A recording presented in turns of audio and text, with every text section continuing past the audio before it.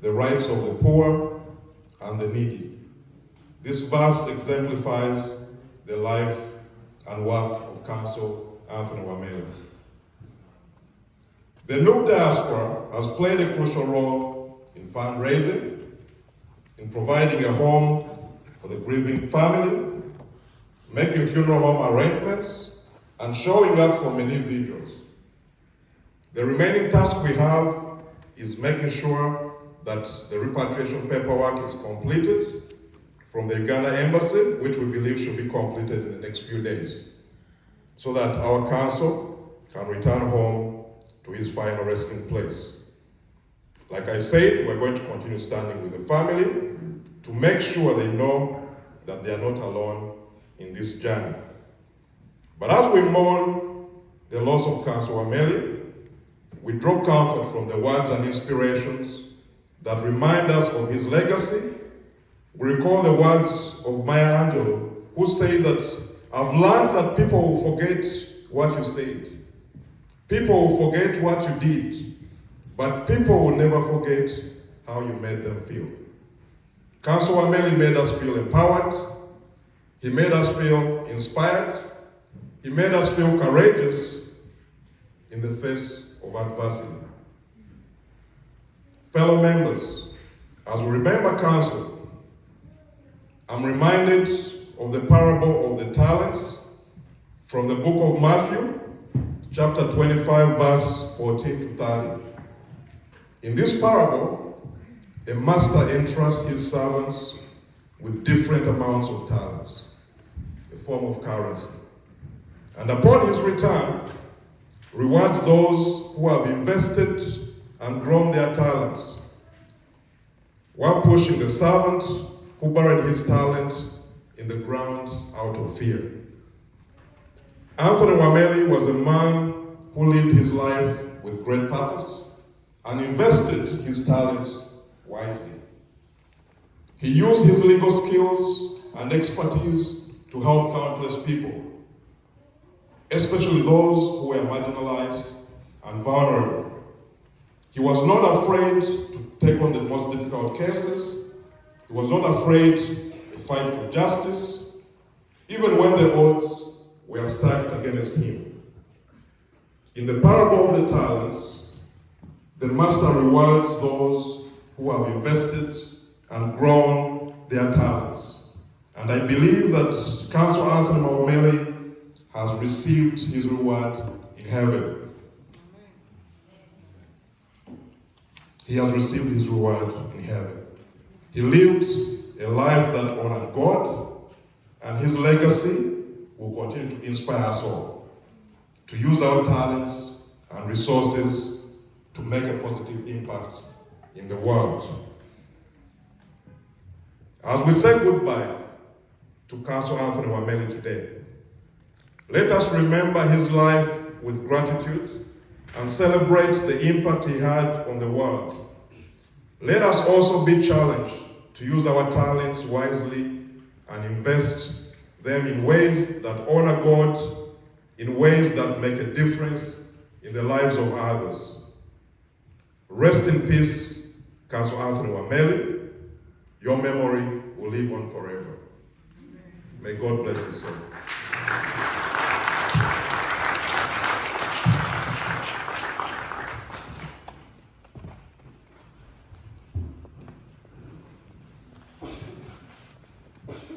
Name to your name, your sea, ita will to lemo to nani yoga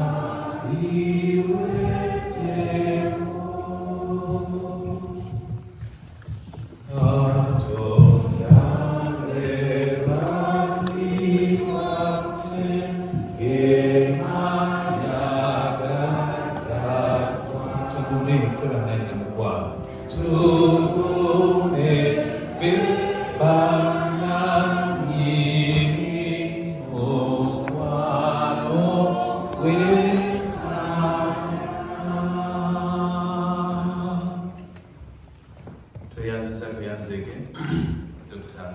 Kauma n'ebigambo byonna byeyogedde mwagalwa waffe ono kyokulabirako badde kyakulabirako mu bintu bingi era atulese n'ebbanja ddene. Yesu yayogera ebigambo. Jesus said these words after washing the feet of his disciples. This is what he said. Have you understood what I just did to you? Go and do likewise. Any good thing we have heard about him, anything good thing we have known about him,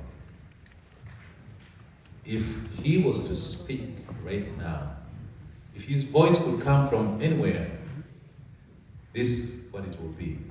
Go and do the same. If I've been kind, go and be kind. If I gave my life, I took on the difficult cases, take on the difficult cases. Go and do something that will make somebody else live a better life. Bane katuyite waliwo obubaka obwavudde Emmengo, twagadde nabo tubufune nzikirize omunyanirize wano omubaka waffe owa Ssaabasajja Kabaka ajje aleete obubaka obwavudde Emmengo. Taata tukwaniriza.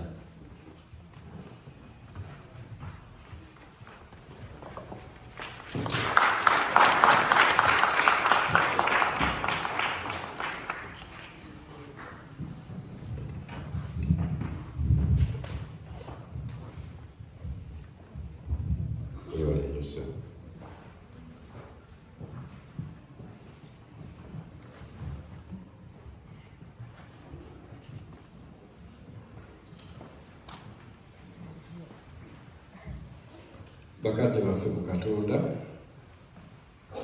bassebo ne bannyabo mwenna mu bitiibwa byammwe eby'enjawulo, balamusizza nnyo nga neebaza Mukama tuwadde ffenna obulamu okubeerawo wano olwaleero mu kusaba kuno nga tujjukira munnaffe Anthony Wameli. Amannya gange nze Katobi Jumuko Kajubi, omubaka wa Ssaabasajja Kabaka wano mu Boston. Nnyabo omukyala Wameli, ab'eŋŋanda n'ab'emikwano mwenna. Nze awamu ne mukyala wange tutuuse okusaasira kwaffe gye muli olw'okufiirwa omwami wo, kitalo ddala okufiirwa omuntu abadde ow'omugaso ennyo mu ggwanga lyaffe. Omugenzi ajja kujjukirwa olw'ebyo ebirungi by'akoze mu bulamu bwe. Okusooka abadde ayagala nnyo Katonda we era abadde mubuulizi wa njiri. Ekyo tukyebaza Mukama.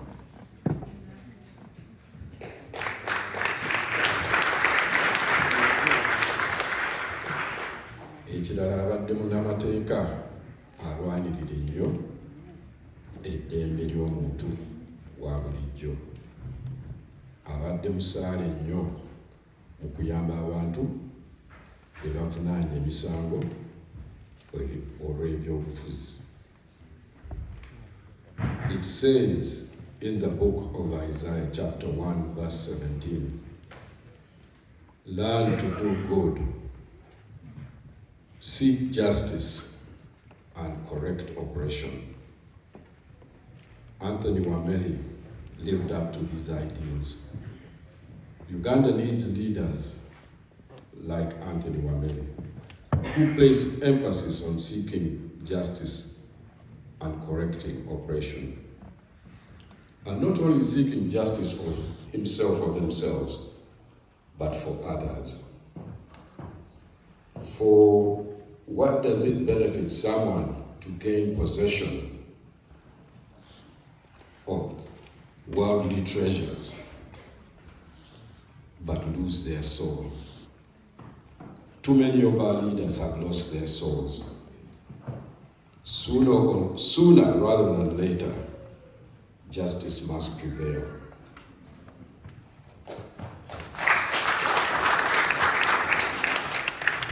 Kigasa ki omuntu okufiirwa okufuna ebintu n'alya ebintu by'omu nsi eno yonna naye n'afiirwa omwoyo gwe, nga bwe batugambye wano era nga bwe tuwulidde era nga bwe tuyimbye, byonna bikola ki? Biggwaawo. Omugenzi Wameli atugenzeeko ng'akyali muto naye atulekedde ekkubo ddungi ery'okugoberera.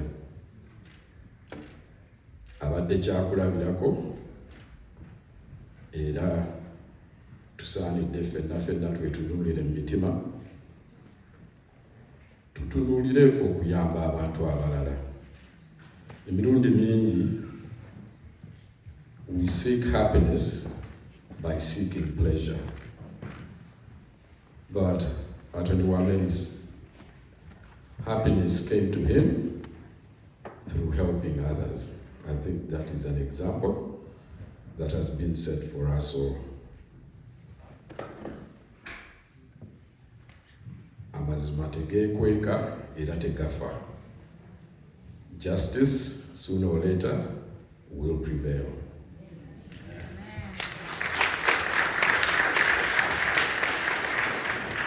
Twebaza nnyo Mukama olw'obulamu bw'omugenzi, nga tusaba ebirungi by'akoze bibagumye famire era naffe ffenna bitugumye. Neebaza mwenna abayambye famire eno okuyita mu kiseera ekibadde ekizibu, naddala bannaffe aba NUP mwebale nnyo okubeererawo famire eno.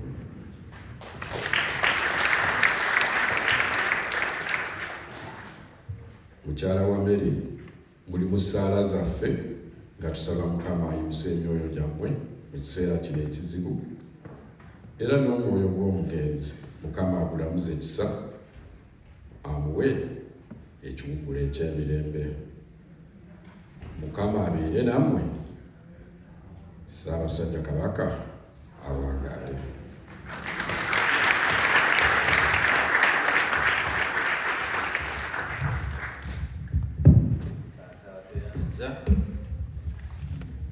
Tweyanzeeke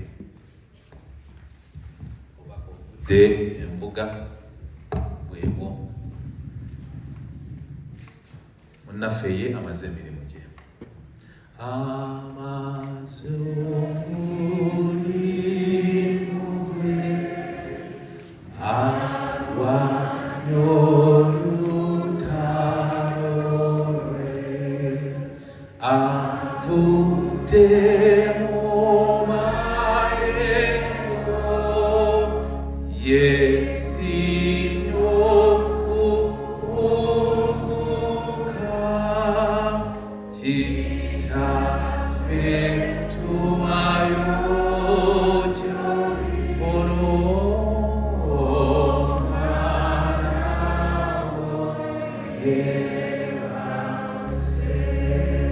teyo gyali amaanyi ag'okufa tegakyamutuukako. Ey'amaanyi g'okufa tegakyamutuukako, tegakyamutuuka. Omululuzi gyali, omululuzi ewangula okufa,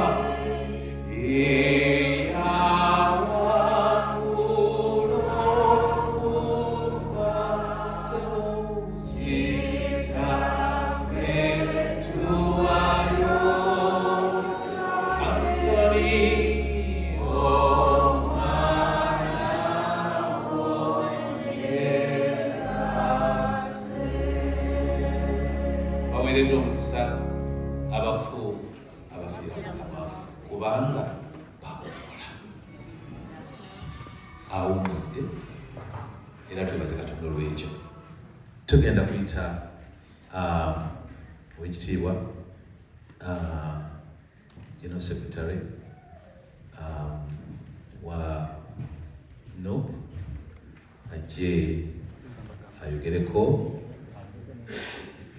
eri lyonna eri ffenna n'oluvannyuma tujja kweyongerayo mu maaso.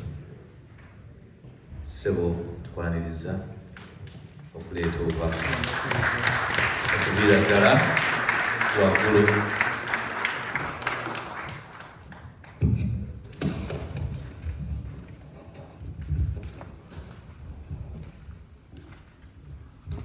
Abooluganda Mukama yeebazibwe. Omukama mulungi ekiseera kyonna. Weewaawo ne bwe tuba tuyita mu kaseera akazibu ennyo, Mukama asigala nga mulungi. Kansabe tuyimba oluyimba erinnya lya Yesu ddungi eri akkiriza. Erinnya lya Yesu ddungi eri akkiriza, lisambula amaziga libala okutya, litereza n'omwoyo gwe linyingira ebiwundu, y'emmere y'omuyalera ewummuza moyo. Alisooka tuyimbiremu awo wabaddewo ekintu okuterezebwa.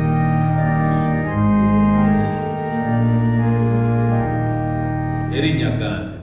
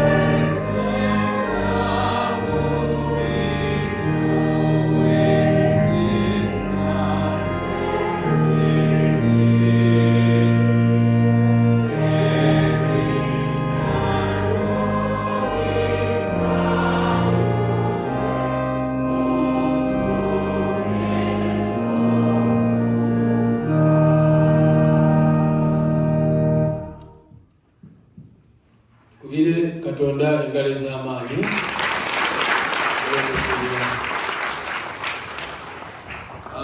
Oluyimba olwo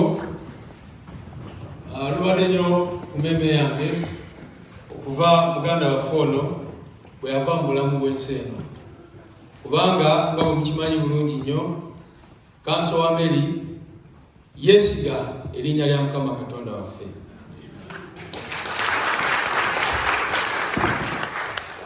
Mbadde ntunuulira sermons ze yakola ku social media pages ze, olabira ddala omuntu omunywevu, omuntu amanyi bulungi nnyo nti buno obulamu bw'ensi bwe buweddewo tulina obulamu obulala, era ffe abakkiriza tukimanyi bulungi nnyo nti kati ali mu kitiibwa, ali mu kifo ekyesiimisa, era tulimusangayo eyo.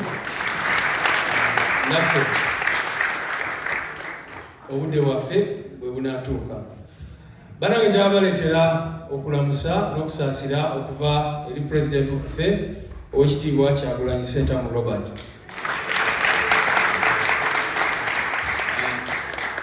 Ffenna tuluzinze omuntu omukulu ennyo, tufiiriddwa, naye ate tusaasire pulezidenti waffe kubanga ono abadde musajja we nnyo nga mukwano gwe, ate nga ye muntu omu ku beeyeesiga nnyo ku nsonga z'amateeka n'ensonga endala zonna. Mukimanyi bulungi nnyo lujiimu ya Mwami Museveni ebisangosango byeze ereeta pulezidenti waffe nga omusajja ono komuleti munaffe ayimirirawo buli kiseera okulwanirira pulezidenti waffe, okulwanirira ekibiina kyaffe. Mujjukira bulungi nnyo nti bwe twa unveilinga NUP baleeta omusango ne bagamba nti NUP twagifuna mu bukyamu n'ebirala, era immediately counsel Wameli yayimirirawo. Mukimanyi bulungi nnyo mwena, simanyi nakumanya omukyala wayinza otubuulira oba yeebaka mu biseera ebyo ng'alina okukola research, ng'alina okubeerawo okulaba nti NUP esigalawo. Era ffenna abamemba ba NUP abali wano ndowooza tumanye nti in part tuyimiriddewo, tulina NUP ku lwa contribution ya comrade Wameli Anthony.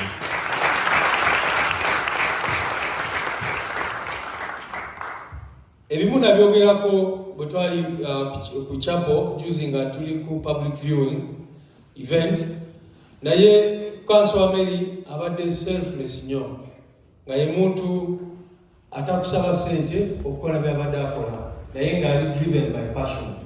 Singa counsel Wameli yali ng'ayagala sente, oba oliawo yali badde practicing field endala y'amateeka, kubanga bwemanyi abadde musajja mugezi nnyo, gasobola kubeera mu corporate law, gasobola kubeera mu aviation, gasobola kubeera mu oil and gas, naye yasalawo n'abeera mu kulwanirira eddembe ly'abantu, n'abeera mu pursuing criminal justice, n'abeera mu human rights work, era ekyo kyekisi kyabadde asinga okunyumirwa okukola ye ng'omuntu. Mukimanyi bulungi nti Uganda Law Society yamurecognizinga awo nga yakalwala nga best criminal defense lawyer, kubanga teri musango gwali osobola okumuleetera n'ataguyingiramu naddala nga gukwata ku kyobola eddembe ly'obuntu ebyo bigenda mu maaso e Uganda.